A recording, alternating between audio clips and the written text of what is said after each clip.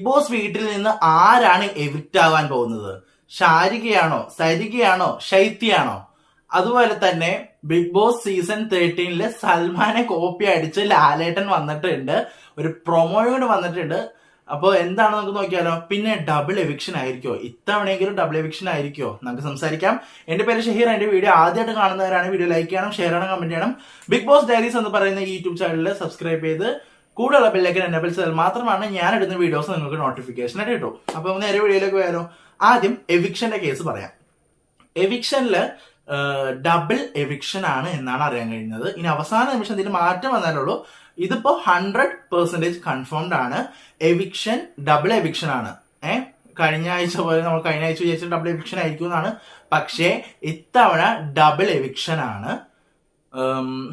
നമ്മുടെ ആരൊക്കെയാണ് ഈ ഡബിൾ എവിക്ഷനിൽ പോകുന്നത് എന്ന് വെച്ചാല്, ഇന്ന് സാറ്റർഡേ എപ്പിസോഡിൽ, ഇന്നത്തെ എപ്പിസോഡില് സരികയാണ് ഔട്ടാവുന്നത്. സരികയാണ് ഔട്ടാവുന്നത്.